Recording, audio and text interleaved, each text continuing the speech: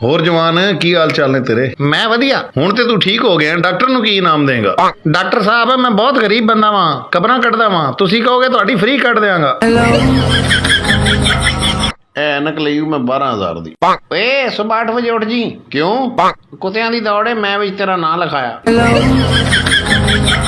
ਮੈਨੂੰ ਨੋਟ ਵਿਖਾ ਮੇਰਾ ਮੂਡ ਬਣੇ, ਮੈਨੂੰ ਨੋਟ ਵਿਖਾ ਮੇਰਾ ਮੂਡ ਬਣੇ।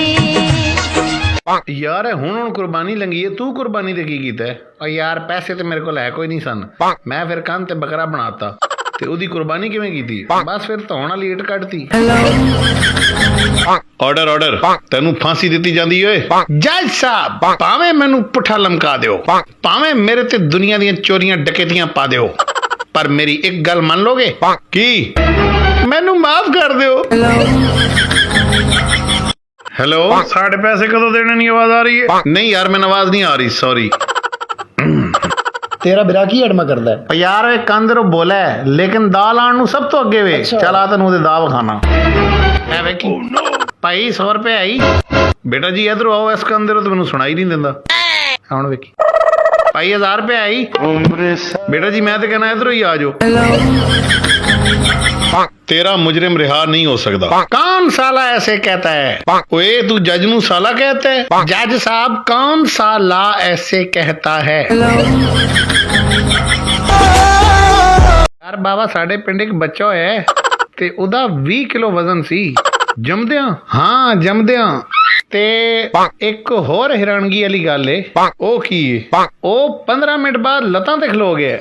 15 मिनट बाद लट्टां ते खलो गया है? वो किस तरह? बाकी एक होर तैनूं मजे दी गल दसां, ओ आधे घंटे बाद टुर पिया है। ओ बच्चा इंसान दा सी? नहीं, नो नेवर, माई दा सी। जय साहब, कानून दी किताब दे सफा नंबर 10 दे मुताबिक मेरा मुलजिम बाइज्जत बरी हुंदा है। किताब पेश की जाए। लो सर जी। गोलमाल है भाई, सब गोलमाल है।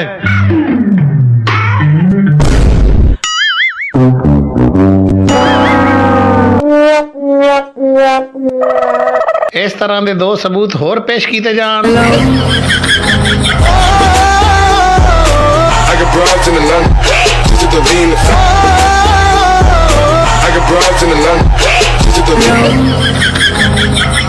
वकील साहब, ए जनाब तुहाडी फीस है ते ध्यान करना सजाए मौत ना होवे, उम्र कैद बेशक हो जाए।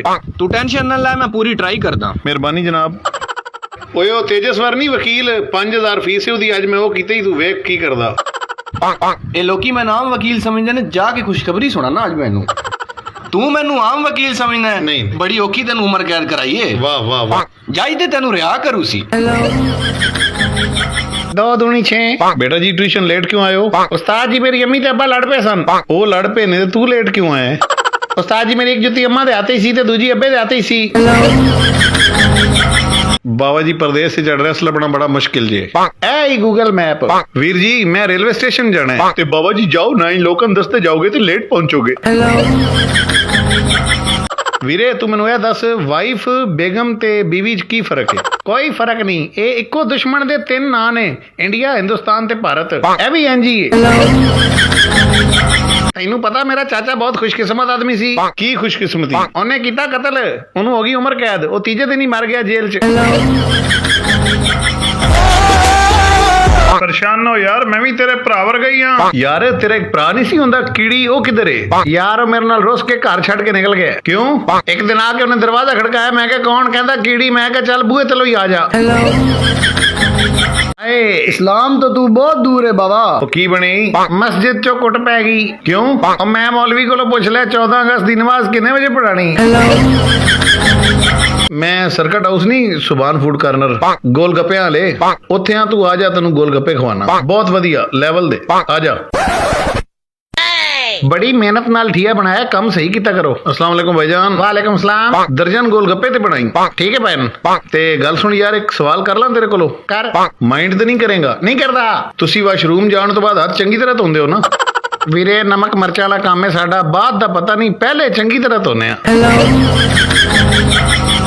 ਇਹ ਸਾਡਾ ਵੀਰ ਗਿਆ 올림픽 ਦੇ ਵਿੱਚ ਤੇ ਉਹ ਨਹੀਂ ਹੁੰਦਾ, ਉਹ ਲੰਮਾ ਬਾਂਸ ਲੈ ਕੇ ਇੰਜ ਰੱਖ ਕੇ ਤੇ ਉਹ ਟੱਪਣ ਵਾਲੀ ਗੇਮ, ਉਹਦੇ ਵਿੱਚ ਇਹਨੇ ਹਿੱਸਾ ਲਿਆ। ਹੁਣ ਇਹਦੀ ਵਾਰੀ ਆਈ ਹੈ ਤੇ ਭੱਜਦਾ ਜਾ ਰਿਹਾ। ਇਹਨੇ ਹੁਣ ਟੱਪਣਾ ਸੀ ਅਜੇ। ਟੱਪਣ ਤੋਂ ਪਹਿਲੇ ਇਹਨੇ ਇਧਰੋਂ ਵੇਖਿਆ ਤੇ ਗੁੱਡਾ ਸੀ ਤੇ ਉਹਨੂੰ ਉਡੁੰਮਣ ਨਿਕਲ ਗਿਆ। ਕਮੈਂਟੇਟਰ ਕਹਿੰਦਾ ਵਾਟ ਇਜ਼ ਦਿਸ, ਕਹਿੰਦਾ ਵਾਟ ਇਜ਼ ਦਿਸ ਨੂੰ ਪੁਰ ਕਰਾਓ, ਗਿਚ ਕਰੋ ਬੜੀ ਡੋਰ ਪਿੱਛੇ।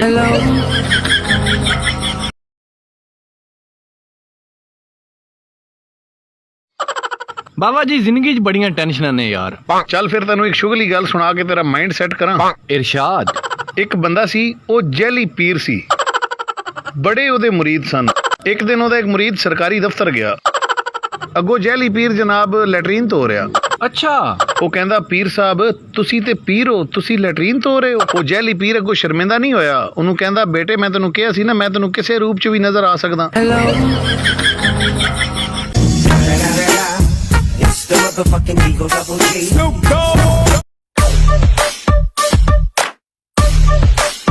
वे दस दे की लुकाया है मैं नहीं बताऊंगा।